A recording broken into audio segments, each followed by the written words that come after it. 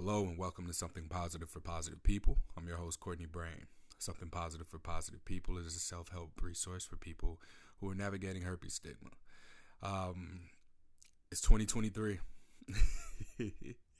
It's been 6 years now that I've been recording this podcast.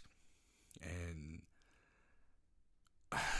6 years, man. Like this is big for me because this is the longest I've ever done a thing. I've quit jobs, I've changed careers, I've ended and started new relationships, and yet somehow this, of all things, is the thing that I decided to be the most consistent with.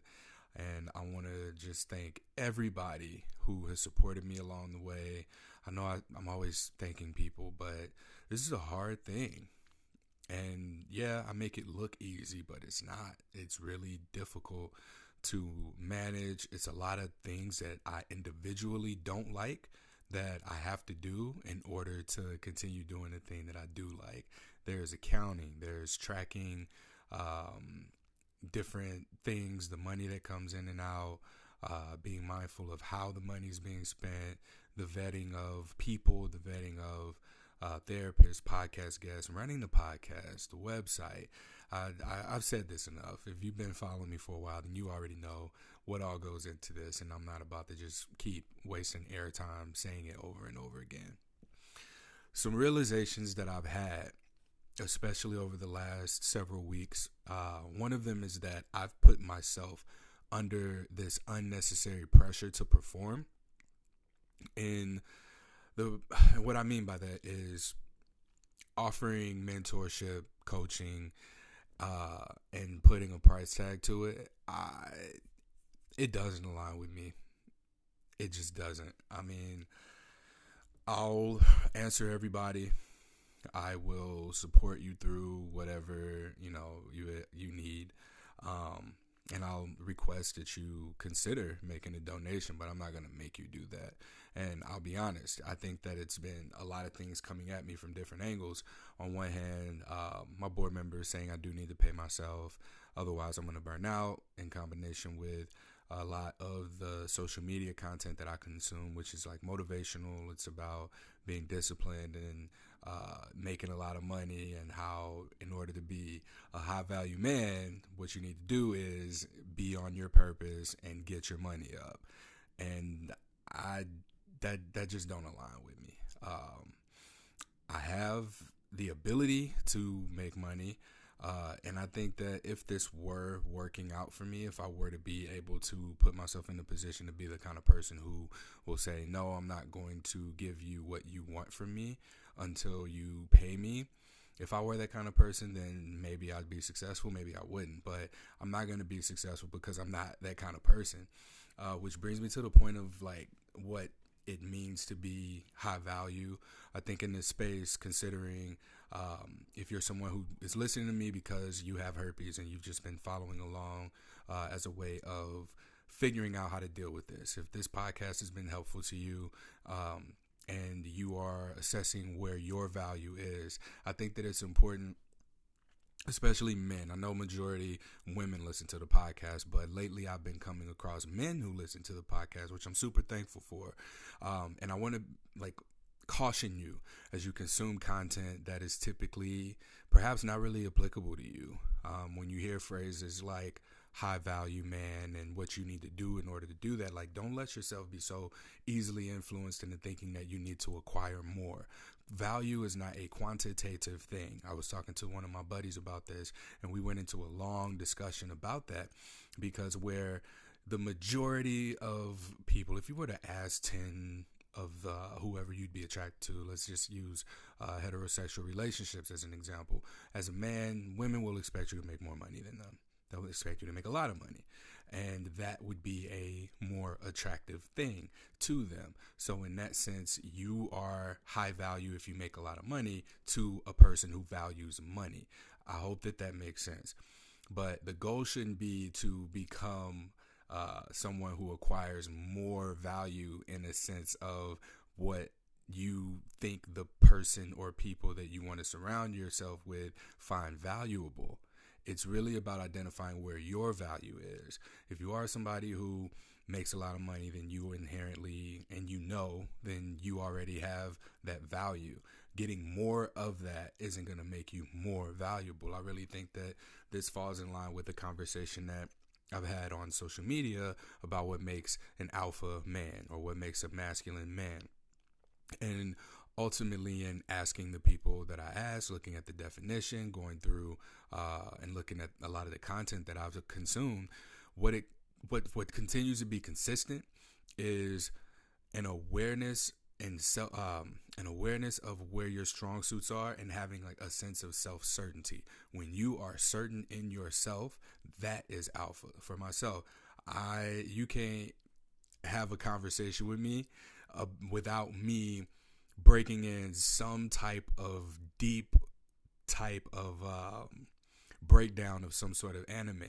I talk about Attack on Titan all the time and how representative and how real that is to where we are right now in life. Like what the Titans represent, what the politics versus religion look like, how the media in that, the narrative in the media in that whole storyline, like it is amazing.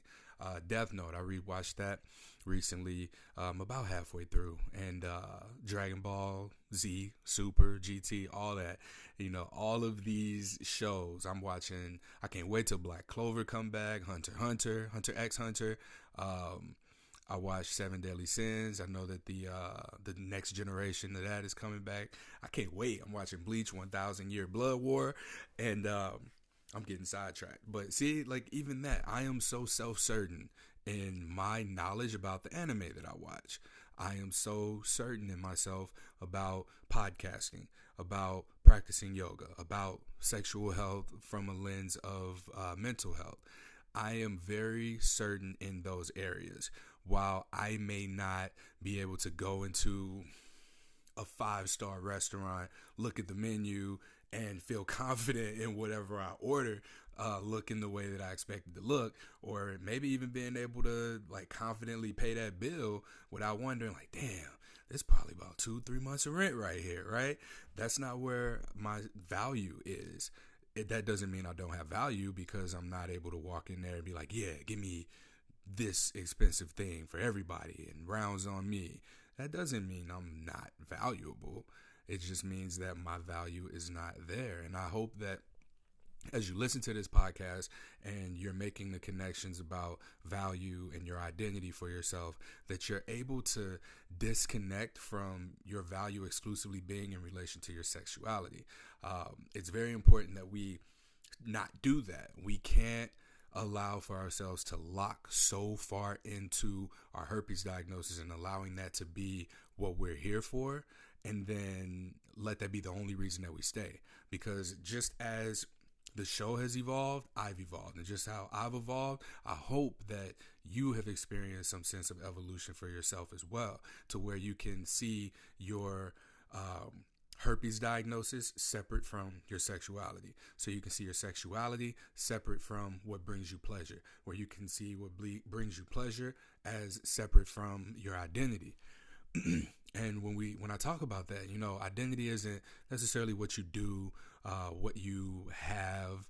It's not what your goals are, what your wants are. It's really how you exist.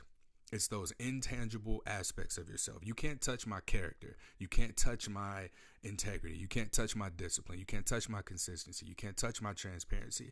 You can't touch any of these things about me.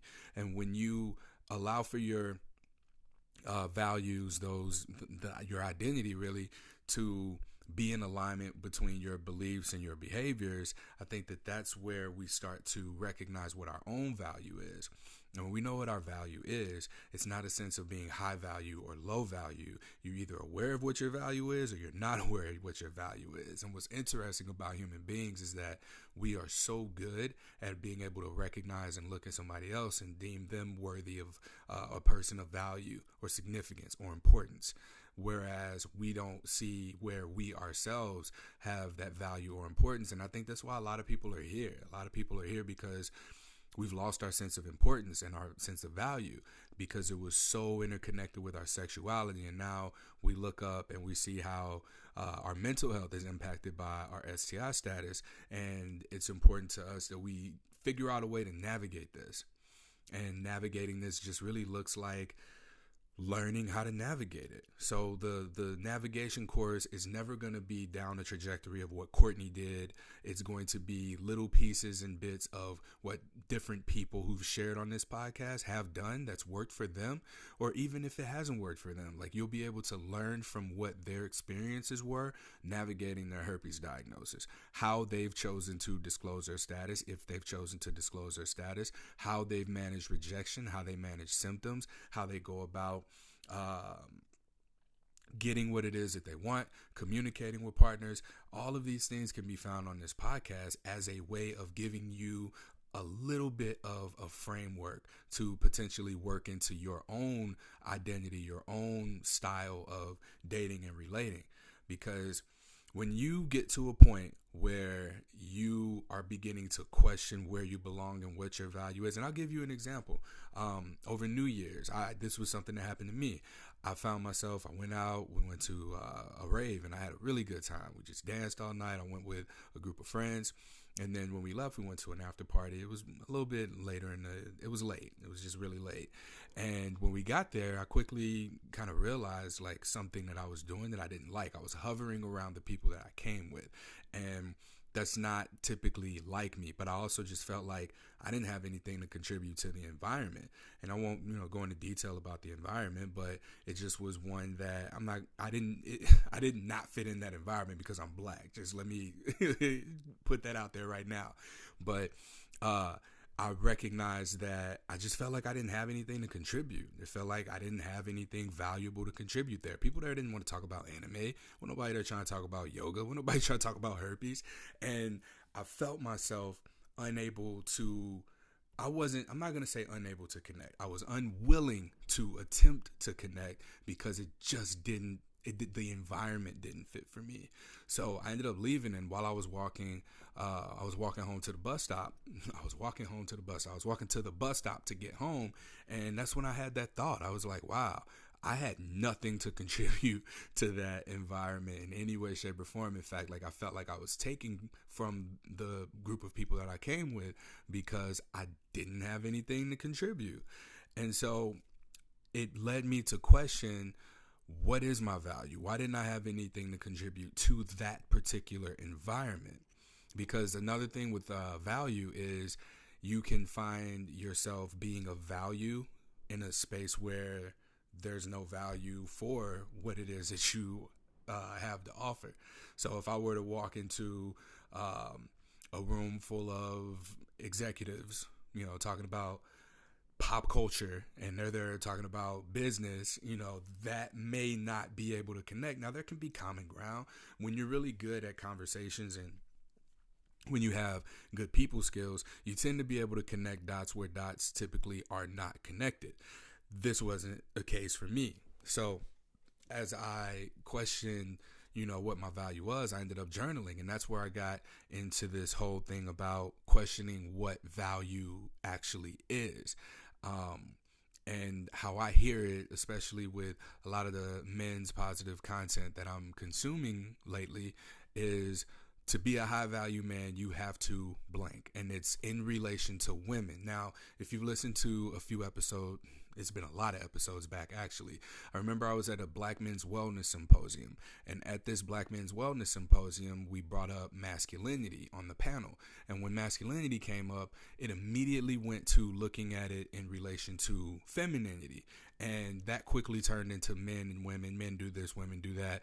And that didn't help anything or anybody in the conversation. And it just really went sideways real fast.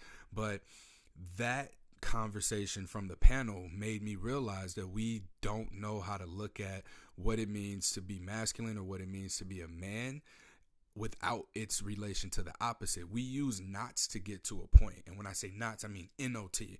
We will go through, well, a man is not this, a man is not this, because that's what the opposite of a man is, which is a woman. And we'll go down and we'll play that out repeatedly until we get to a place where we just get somewhere. I don't know where we get. I don't think that we ever really have an answer to it. But we get to a point where we hit a stopping point. basically.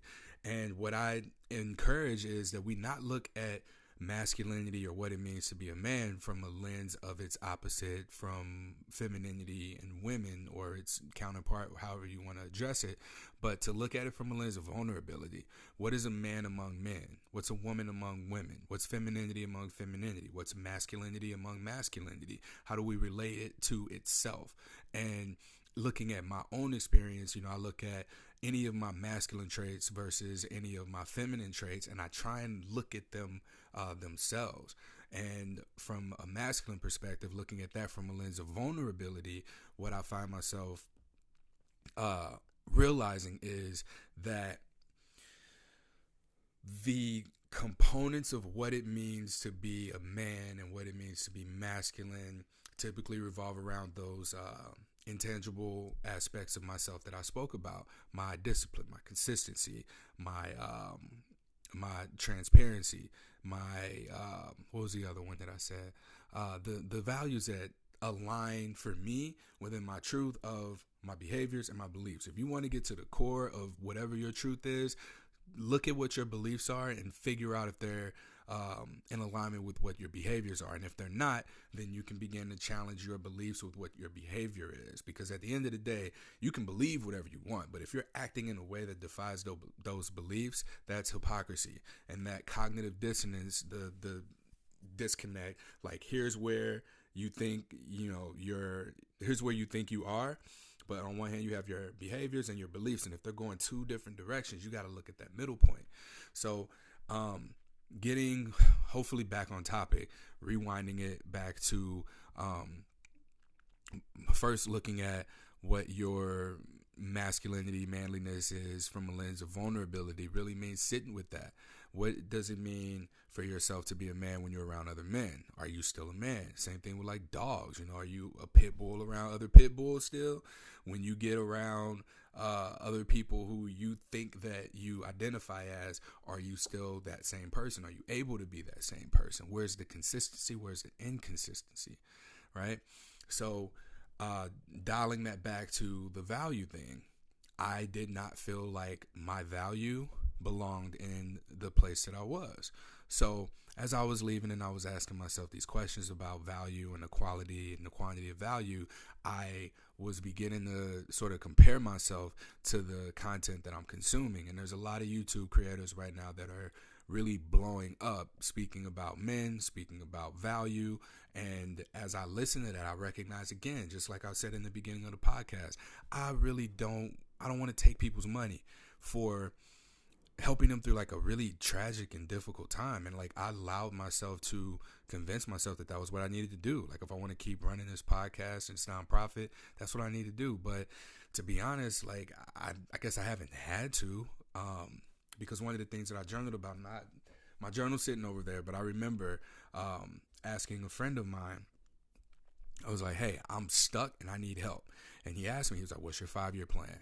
And I was like, damn, dude, I don't know. Like, I hate that question. I don't want to look 5 years into the future because every 5 years in the past has continued to look different. And I made it work. I made the 5 years that passed work out for where I'm at right now. It just happened to have worked out the way that it has.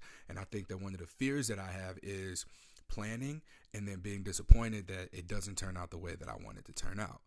And that's a whole thing for myself. Like when I get excited about things, I find myself getting disappointed. It happens all the time. So I withhold my excitement until after the thing happens. It was after 2022 ended that I began to really celebrate and look at the fact that I was able to raise $30,600 for something positive for positive people. That was phenomenal, especially considering in 2019, I think it was only $6,000 that was raised.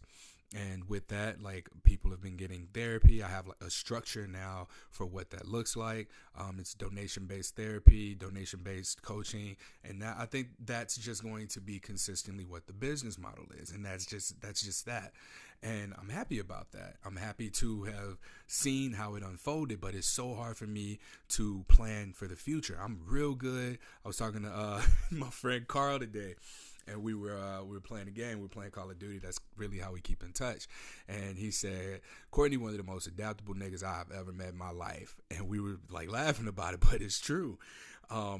I allow for my external circumstances to dictate my decisions, though, and that's while on one hand that's good, but on another hand it keeps me from making decisions and then like looking for the opportunities that support that decision that I've made. And that's what me making a 5-year plan has to do, because if I get it wrong, 5 years will have gone by and I didn't get it right. And looking back, there are a lot of 5-year decisions that I would have had that fortunately did not work out. One of which would be, by the time I was 34 years old, like my dad had 3 kids already. I was 16 years old when my dad was 34. And I was thinking, I was like, damn, I'm 34 years old, and I would have had my 5-year plan, I'd have had 5 kids by now. So for where I'm at right now, fortunately that didn't work out. But at the same time, if that were to have been me, then fortunately it would have worked out because it was a decision that I made. But I'm really working on not allowing for my external circumstances to dictate what decisions I make or the way that I make decisions. So part of that is laying out my 5-year plan and not being so adaptable necessarily, but being more structured and having a decision made. So where this led me was looking at what I want and what I want to do through something positive for positive people. And when I sat down and I was writing, I was like, okay, I really like having deep conversations. I like the podcasting component. I love being able to, see people's light bulbs go off in their head when they come to me and they're like, how do I tell this person I have herpes? And I'm like, well, who are you? What kind of relationship is this? How have you known each other? And you get to learn people and then begin to get them to tell you the best way that they should share their status with their potential partner. And when you hear, like I told her, I was like, well, you're so worried about having all the answers. If this person says no, what if they say they have herpes too? Because the reality is you're going to get one of 3 responses, meaning there's a 33.3% chance of rejection. You might hear no, you might hear me too, and you might hear tell me more. So the reality is 66.6 with the line over the top of it % of the time, you're going to get a positive response to disclosing your herpes status. And her head exploded over voice messages to have heard that for herself, because you could tell she just hadn't thought it at all. Like that wasn't a possibility in her mind. And I have conversations like this fairly often, and it just doesn't seem right for me to charge for something that's so simple, so quick, and people get paid for their time. This is funny I'm saying this because I'm paying somebody on Friday. I think the money already cleared $250 for a 1-hour consultation on grant writing. And all that to say, I'm beginning to jump around a little bit too much, but I enjoy those components of what I do. I enjoy that I get to travel to people sometimes and record podcasts. I have board members and supporters all over the world. So I've got people that I can travel to and get to see like these different parts of the world. And I wouldn't trade that for anything. But that's what something positive for positive people gives me now, and that's also what I want in the future. So when I was writing, I was journaling about this, and I realized everything that I want from something positive for positive people, I already have from something positive for positive people. And so being able to get to a point where, okay, I can only do this, or I can do more of this, what needs to happen for me to be able to do that? And the answer was be able to make money from it. Okay. So this is, and as I say it, like there's a, facepalm duh Courtney situation happening in my head, but the Oregon Health Authority gave me $10,000 to run 10, 12 podcast episodes. Why have I not at all sought out funding for my podcast? Because people were in my ear about when I was looking for grants in the past. People would make it sound bad that I was looking for funding to run my podcast. But this is so much more than just running my podcast, because there's a lot that comes with it. I'm getting survey data from people who have lived experiences with sexually transmitted infections, dating with sexually transmitted infections, disclosing their sexually transmitted infection status, educating and informing their potential partners of their sexual transmitted infection status. And there's a lot there that can be integrated into STD prevention efforts as they exist. This can be something that changes the way sex education is done.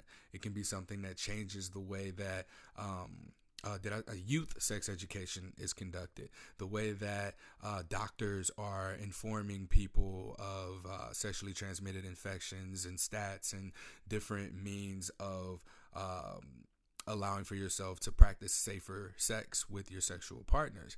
And these lived experiences are just what we may need to offer an earlier integration into STD prevention efforts that can literally decrease the constantly rising rates of STDs. I'm doing that, and really I just need to get the money for it. And I've already done that. Like, I've allowed for somebody to tell me, oh, it sounds like you just want money to run your podcast, and make it sound like it's a bad thing. Yeah, because there's surveys that are coming with this. People's lives are being changed. I had a lady email me that she attempted to kill herself. And this was today, actually. Today, someone emailed me, messaged me over Instagram. And she was like, I'm very grateful for your content and Safe Sluts content. And this is what helped me, or what got me through. And to hear stuff like that, like it feels like a little bit of a slap in the face to a person to say, oh, this helped you not kill yourself. All right, well, give me money for doing that for you. And it just doesn't sit right with me, especially now knowing that I have the potential of making, I've done this. I've gotten $10,000 in a grant to run my podcast and get this information. Someone else, there was a project that I was on where this person was able to get $20,000 for a podcast series, and it was going to be split half and half. That ended up dying out for whatever reason, but it was awarded. Like, I've seen it. The CDC gave, I don't know how many millions of dollars to an organization back home that serves people who are living with HIV back home in St. Louis. And I was supposed to be a part of that. That's a whole side story. If you listen to the podcast, you heard it before. But he was slapping the face there. But there's money out there to be given to someone like me. And I've reached out to grant writers. I've started conversations, asked questions, tried to figure out what I can do in order to best put something positive for positive people into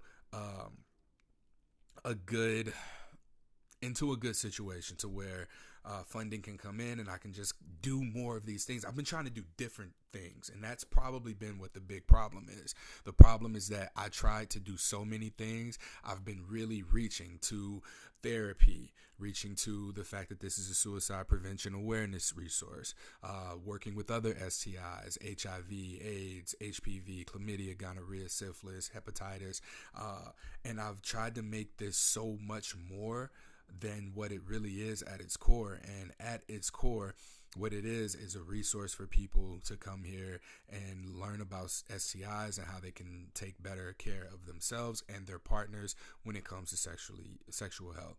And I now have put myself in a position, like one night I couldn't sleep and I was just so restless, and I was trying to figure this out, like trying to figure out, why am I restless? Is this burnout? Am I getting to the edge? Is it time to retire this? What? And it came through me. I was sitting down and I was, I didn't write. I was on my computer. I just grabbed my computer. It was about 3 a.m. and I just started typing. And what came out was that I'm doing everything that I want to be doing. How can I do everything that I want to be doing, continue doing it, and then be able to pay myself for it? That becomes what the question is. And so with that question being asked, it's come down to, I'm going to just have to do it myself. Going back to being an adaptable person. I've asked for help. I've been asked for help for the last 6 years, like before I even knew what I was asking for. But at the same time, it's different when you don't know what you're asking for. And I think that that's kind of where I've been living in my feminine, just going with the flow of everything rather than putting my foot down and being like, yo, this is what we doing. This is what I need. And asking for it is one thing, but then being able to go out and make it happen is another. So that's, I'm sitting here, and I'm like, I don't want to have people pay me for this service, but here I am throwing $250 to this lady. Don't get me wrong, this lady has all the credentials and credibility to be able to give me this conversation, but I've also been getting guidance and stuff for free, which you get what you pay for. So I'm hoping that with this $250 for this 1 hour session that I have, that this lady's going to be able to give me something useful, because I done already decided in my head, fuck it, I'm going to write the grant myself. I'm going to learn how to do grant writing, and then I'll just write it myself, because I'm just not, like, people tell me that they're going to help me or want to help me. And again, this is my own thing, but I don't let myself get excited about shit anymore, because when I do, I end up disappointed. And that's kind of what the pattern has been for me, is that everybody want to help, everybody want to get involved. I get that a lot, and it's probably best that I just do this shit myself, because when things go wrong, I'm accountable for it. Fortunately, nothing's gone wrong yet, and I want to first shout out the two interns that I've had, one of which really helped me with the presentation that I gave that went really, really well, and then the other one who's been on this survey. I don't want to say their names because I don't know that they want their name said, but shout out to y'all. If y'all listen to this, if y'all catch this, like, I want you to know how appreciated y'all are, because that showed me how much easier my life can be if I do have help.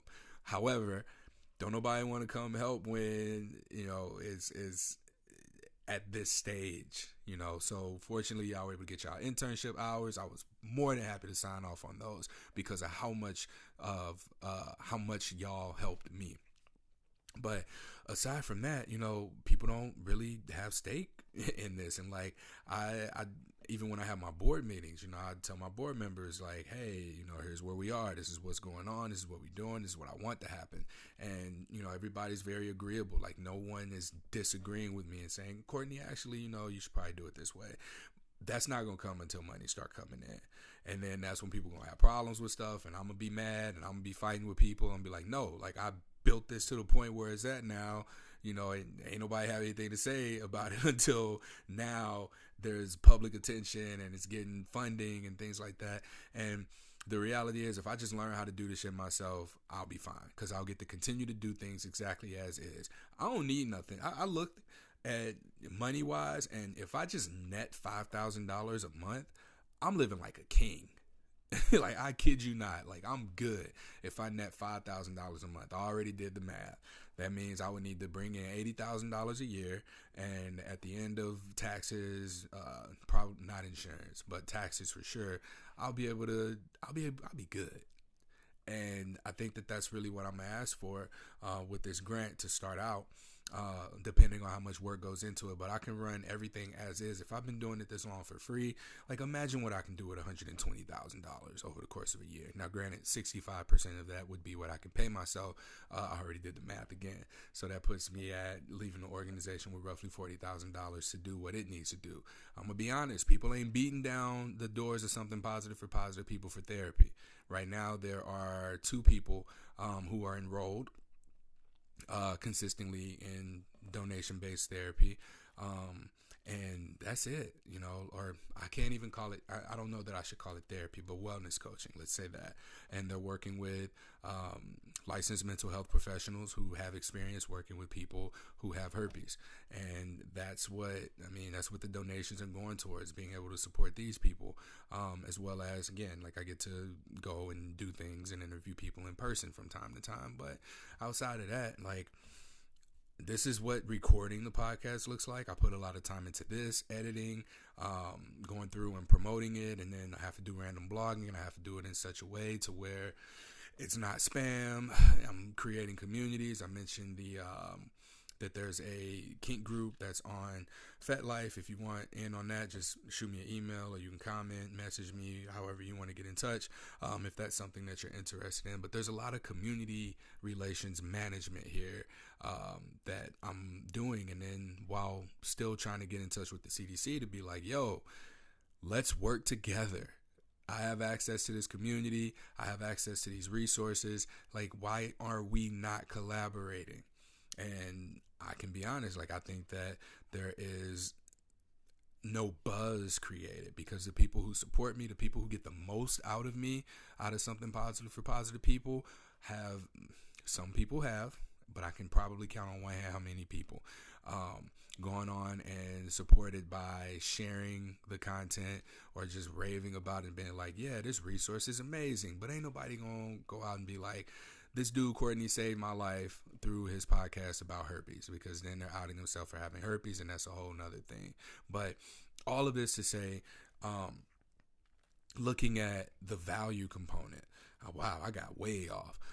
Looking at what it means to be, or what your value is. I don't want to say high value, because when I say high value, that means how valuable you are to other people. So when I say a person of value, it just means an awareness and recognition of what your value is. I recognize the value of my emotional intelligence, my emotional availability, my emotional support, because all of that goes into something positive for positive people, and it goes into it unconditionally, to the point where, like, the conflict for me was, am I really gonna withhold this from a person who needs this until they give me money? And I can't. Like, people gonna be disappointed at me for not doing it, but I think that it's more important that I really align with what is right for me. The value of what I have to offer. Like, I took these survey forms, and people call it just invaluable, priceless. And there were also people who said I should be getting paid $100 an hour for this. But I appreciate that, by the way. But it doesn't align. And, I right here is where I'll take that back, and I'll take back what I've said in a few other episodes. People maybe seem to be taking advantage of me, but I don't feel that way. I let other people make me think I felt that way. I think people are coming and are getting what they need, and then they leave. If that means that this information results in them getting married, having children, having the kind of relationships that they want, yay. And that's what it means to do this unconditionally, because all along the way, like, I got a job now, 3 jobs now, and I'm able to support myself. And I haven't been able to support myself in a really long time, but fortunately, I've learned to reduce my lifestyle needs so low that even making $20 an hour, like, I feel like I'm balling. Like, I'm balling, right?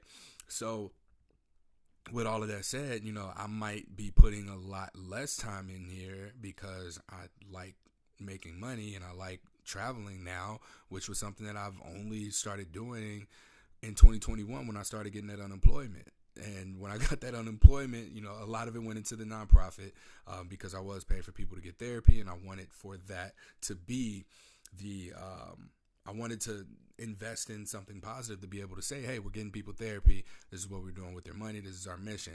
But I was also able to travel to these different support groups and, like, see how they operate and understand what value people would be able to get out of them if I were to send them to these support groups, right?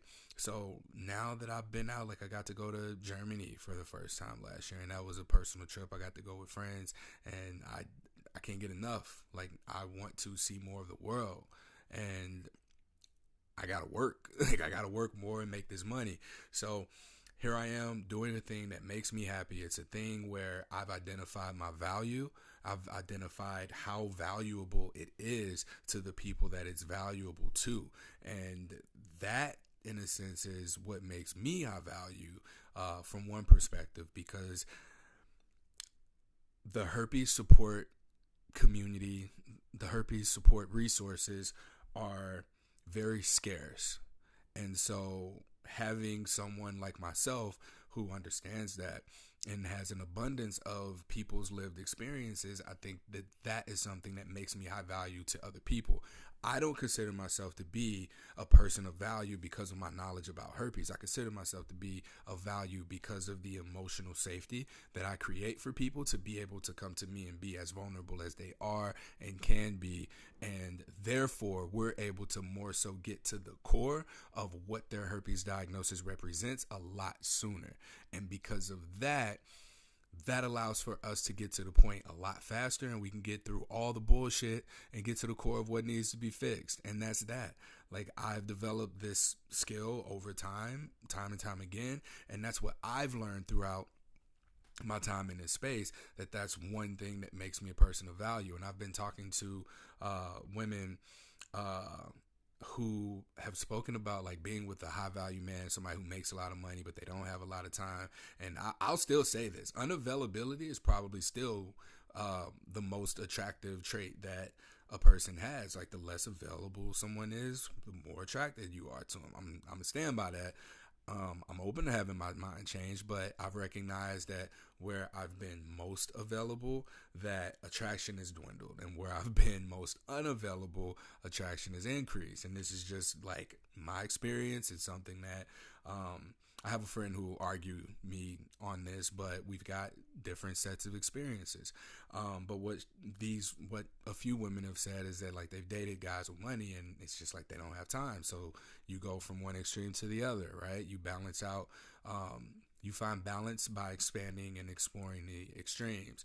And so, they speak about, how valuable emotional intelligence is to someone who's dated someone who has so much money and not much emotional intelligence. So, I mean, for me, I like that I'm making money. I like that I'm able to do more shit for myself. I like that I'm able to put myself in rooms that I otherwise just haven't been in before. But again, I have completely decreased my standard of living in order to get to that point. This was the sacrifice that I made because I believe in what I'm doing. I believe in something positive for positive people. I believe in whatever it is that I put my hands on and commit to and decide that this is what I'm doing. So for me to be able to make that kind of commitment, like, I have to believe in myself, and believing in myself looks like trusting in in my strong suits. And of course, like, working on my weak suits. And the biggest insecurity that I've had has been my finances. I have been the most financially insecure person, but still somehow managed to move across the country. I still managed to somehow be able to travel. I still somehow have been able to get around. I've still been able to feed myself. I've still been able to go to therapy. I've still been able to continue to work on myself. And part of working on myself has been running this podcast.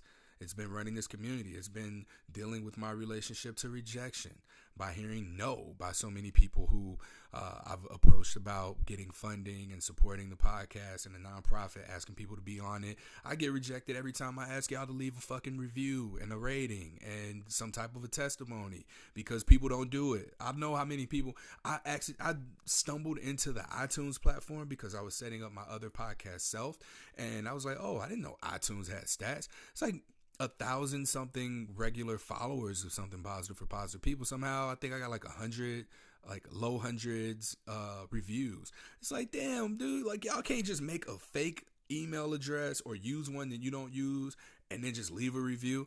I don't care if it's a shitty review, whatever it is, like, it's a review. Like, help people find this. So just like leave a review. But anyways, keep getting sidetracked. The value thing, and I do believe that that's probably my most consistent, my most prevalent value, especially for where I am in life. Like, and so my emotional awareness and intelligence, and so I know that I can make more money, and like that's what I'm working on now because I like it. I used to be the kind of person who thought money's the root of all evil, and I've seen, like, when my grandmother died, I talk about my grandmother pretty often on the podcast. When she died, she left insurance policies for her closest family relatives, and everybody got like a decent amount of money, and I feel like that was a thing that, and decent is subjective. I don't remember how much I got. It was less than 10,000, more than 5,000. But with that, like, I got to watch, my family essentially like have this animosity toward each other for how much who got and where the money went, who was doing what with it, and all those kinds of things. So I think that I've just had an aversion to making more than what I needed, and there's been a barrier there in my beliefs. Like, I've still struggled with this belief system of, if I have too much money, then it's going to tear me apart from the people that I care about the most. It's going to create this dissonance between my value of connection and then my ability to connect with people. And that's a belief that I've had to struggle with, and I think that this is the first time I'm even really saying it out loud. So now, having gone to working for $20 an hour at the medical university hospital. It's all those things. Medical hospital university. Yeah. Um, I'm I appreciate that shit. And like I sit on my ass. I stay in the house for the most part, unless there's like a thing that's happening. I went to go see Kevin Hart, Dave Chappelle, Jack Harlow, Tyler the Creator. I got to see Kendrick Lamar. Like I've gone to like big concerts.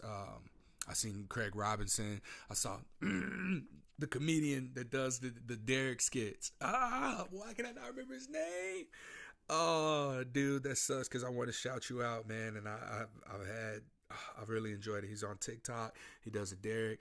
He's got the wide mouth, closed in face, and it's like, damn it. I'm sorry. I hate failed shout outs because it happened to me before where this guy, he was on a big platform. He was like, yeah, there's a brother with a podcast. He interviewed me and I forgot what it was. But anyway, and I was so hurt. Oh my God, I was hurt. So I'm going to try to find it. I'm going to link it in the show notes so I can make sure you get your shout out. But, I do things. I do less of them. I drink significantly less when I go out. Like, I'll go to business stuff. Like, if we're going to be talking business, if it's going to be me taking out a podcast guest or somebody who has an opportunity to present me with an opportunity, then that's different. But I sit my ass down. I play this PS4 with my friends when they get on. I'm doing these podcasts. I'm trying to find creative ways of going about getting funding. I'm looking for conferences to speak at and opportunities, and that's what I'm doing. Like when I stopped going out to eat and I stopped drinking, like I meet people less. Like I would like to be more social. I would like to have more dates. I would like to have a relationship, but these are just the sacrifices that I got to make. And I recognize that, and it's cool. But the things that I do get to do, I'm very excited about. I'm very pumped about. And yeah, like these are the opportunities that, I don't know why I said these are the opportunities. I feel like that was a filler, for me to transition into something else that didn't even make sense. But how I'm trying to close out this point is I went from not knowing what my value is, and I just walked you through how I began to ask those questions and figure out what the answer is among all of this easy influence, coming into our ears, into our spaces, and figure out like what's mine. And ain't nobody necessarily told me, Courtney, your most valuable trait is your emotional intelligence. Ain't nobody tell me. I figured that shit out on my own. And the world will remind me that I ain't got no money. But I mean, I can't even say that. Like, I don't let myself say that because I know that I'm in the position where I do make money. And I got friends around me who, like, when they talk about money, I just be quiet. Don't be like, I only made this much money this month. And I'm like, damn, man, you trying to make a donation? But yeah, that's not if you want to donate to something positive for positive people, you can. My donation, the donation platforms are Venmo, Cash App, all Courtney Brain, just one word. And if you put donation in there, I'll know that you're not just sending me money. So just be sure to differentiate by doing that first off. And yeah, if you have donations, like everything that you give to something positive for positive people is tax deductible. So what that means is over the course of the year, however much money you donate, you can write off on your taxes. So if you make $50,000 a year and you hit a tax bracket where you're going to pay more in taxes, you can write off X amount to put you back into a lower bracket so that you pay less taxes. So essentially your donation can save you money from getting taxed. I don't know if I'm not supposed to say that, but it's a thing. So yeah, identifying your value. Detach your value from your herpes diagnosis and begin to look at your sexuality not in relation to the reproductive counterpart or the person that you want to have sex with and their anatomy, but look at it, as what it means to yourself. When I look at my own sexuality, what sex represents to me is a form of intimacy. It represents connection. Connection is something that I deeply value. I value myself as being a connector. Nothing excites me more than when I get when I make a new connection for people. If there are two people around me that I know will get along well, like bringing them together and just sitting back in the cut being like, oh, look at them getting along. Like, nothing excites me more than that. But my relationship to sex is like a substitute for joy and pleasure and connectedness. And that is something that is important to me. And I speak so often about identity validation, and my identity as a connector is validated through sex. It's validated when I have the opportunity to connect with people. It's validated when I get to have these intimate conversations. Like, my identity as a connector is constantly being massaged, so to speak, because this platform exists. People randomly find it, people randomly reach out to me, and we're able to connect. I'm able to connect them with communities, and that's really what this is about for me. And this is all through my value as an emotionally intelligent man, utilizing my masculine energy of getting shit done. And that's me. Like, that's what I do. This is what I'm doing. And I think I did get a little bit disconnected from that for a minute because I was feeling stuck. And I mentioned being up till 3 a.m. until I wrote down a plan. And when I wrote that plan down and began to identify my value, I got to see, okay, this is what I'm doing already. So now it comes a point of, okay, I want to make money now doing this. Here's how I can go about doing it. And I don't want people to have to pay me for my time to have a brief conversation with them. Because oftentimes, like, it's good after one conversation. So I'm not going to, do what I put on the website. Like, I know there's people who charge, like, out the ass for coaching sessions for an hour of their time. And that just ain't me. And I'm tired of acting like it is. Like, I'm tired of letting all these external influences and shit, like, cloud my judgment and make me act on behalf of some artificial ass beliefs that just came off of social media.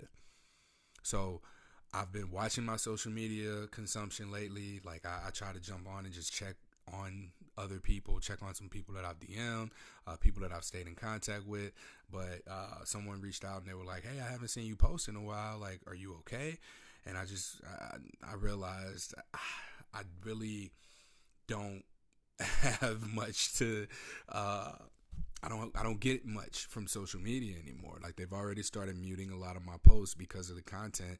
And, like, I'll watch somebody fake get dick down doggy style to some popular TikTok music with a caption of, like, oh, when he giving you back shots and ...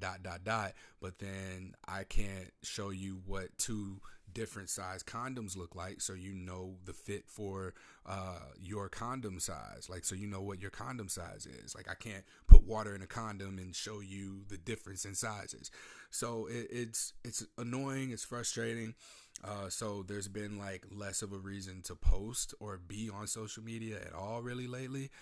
But I get on there, I'll always read my messages and my DMs, and I'll still share the screenshots where it's appropriate, of course.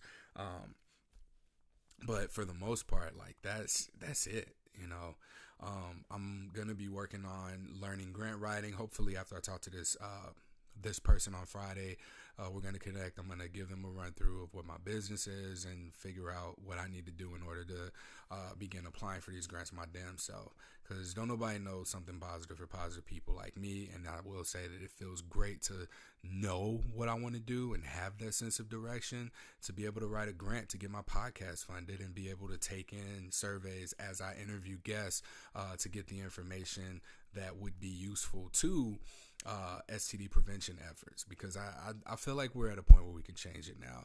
I've been doing this for 6 years. It's been a nonprofit for 3, and it's really time that, this money that's being pumped in all these STD prevention programs that are still increasing STD rates and infections, like, nothing's being done. Nothing's happening that's different. And so here I am, with y'all's support. Thank y'all for trusting me with your identities and for giving me the content to be able to put together all these cases for me to be able to go to organizations like the CDC, the National Coalition for STD Directors, the American Sexual Health Association, as well as the National Coalition for Sexual Health, and be able to say, hey, here's what people who are living with STIs are saying. Like, the biggest shock is that this isn't the biggest, but the number of people who have attempted suicide after their herpes diagnosis. Like, for this survey, 3%. There were 3% of the people who attempted suicide. 30-something% have had suicide ideation. So you can't sit up here and tell me that sexual health isn't interconnected with mental health. And if we look at stigma, we know that that has a heavy impact on it as well. So this is important to me. Like, I've found my purpose, and like, I'll die doing this shit until further notice, until there's a day where it's like, all right, Courtney, there is no more need for what it is that you do. Everyone's been cured of stigma. Herpes has a cure, whatever the case may be. You know, when we get there, all right, cool. I'll apply this onto something else. I keep working my $20 hour job, and then I'll be able to stack my money up, travel the world, and do other different things. And like, hopefully with the friends that I made through something positive for positive people, so I can travel for cheap. But yeah, all of this has come from me just recognizing my value, and it's not a high value. Other people deem your value as high or low or significant or insignificant, but it's really on you not to raise your value, but to become aware of what it already is. So when you begin to do that for yourself, understand that you're becoming a person of value. It's not about you being high value or low value. You know, you're a person who's aware of what their value is. Let me say that. I don't mean to say a person of value. Everybody has their own inherent value. Others may see it, but it's so important that you see it for yourself, and that you put yourself in opportunities to win because you know your value. Put yourself in that space.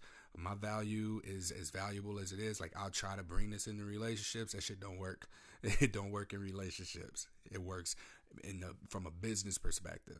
It works this way. It works as an advocate. It works in the nonprofit sector. It works in coaching people. It works in getting people to open up and be honest with themselves. But I tell you what, man, that shit don't work in dating. So I found mine. I hope that this is something that helps you with finding yours. And if you are interested in self-development, self-help, I have another podcast called Selfed, SELFED. And what you'll find on there is that it's really self-help through the self-reflections and experiences of other people who've gone through some form of adversity and then gone through a process of getting through it. Excuse me. And then sharing their reflections on it. So they've made the mistakes that you don't have to, or they made them, you know, and you can take whatever lessons you want from that. I'm looking for guests now.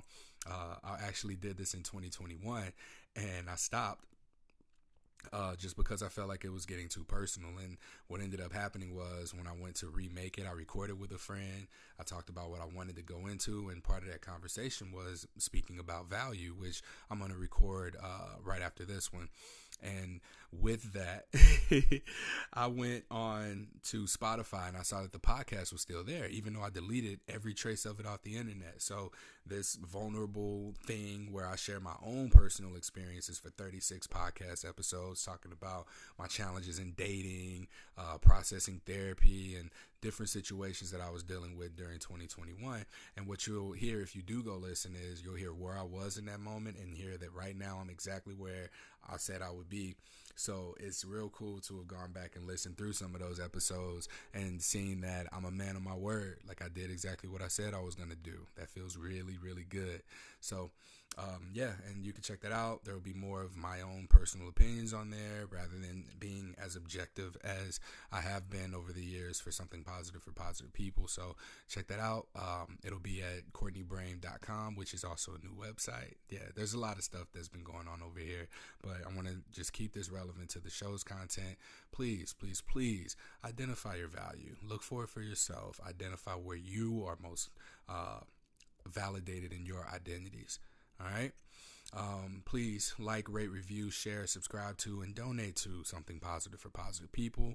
I hope that there will come a day very soon where I just have grants and I'll be able to have more high quality recordings, and I'll be doing surveys and get more guests on here. Like, I have a real solid vision now for what this is going to look like in the future. So continue to stick around, and yeah, I will talk to y'all later. Until next time.